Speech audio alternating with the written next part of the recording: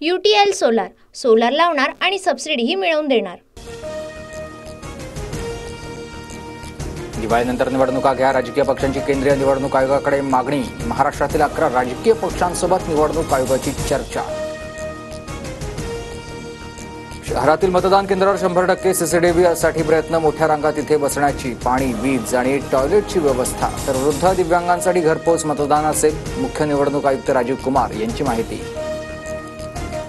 कदाचित पुढच्या आठवड्यामध्ये आचारसंहिता लागण्याची शक्यता। विधानसभा निवडणुकीच्या पार्श्वभूमीवर अजित पवारांचं विधान। आनंद दिघेंना मारलं गेलं, संपूर्ण ठाणे जिल्ह्याला माहिती। सर्व गोष्टी कालांतरानं बाहेर येतील। शिंदेगडाच्या संजय शिरसाट यांचा गौप्यस्फोट।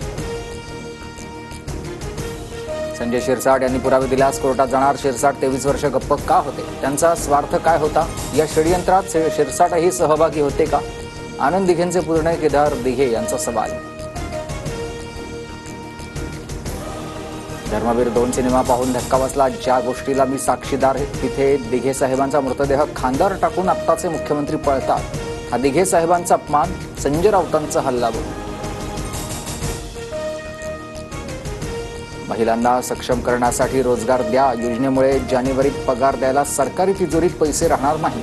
सत्ताधाऱ्यांच्या स्वार्थासाठी राज्य खड्ड्यात जात असेल तर चुकीचं। अनौपचारिक गप्पांमुळे राज ठाकरेंची टीका। राज्य खड्ड्यात नाही तर प्रगतीपथावर घेऊन जाऊ, तुमचे सहकार्य हवं। राज ठाकरेंच्या अनौपचारिक गप्पांवेळच्या वक्तव्यानंतर संजय शिरसाट यांची प्रतिक्रिया।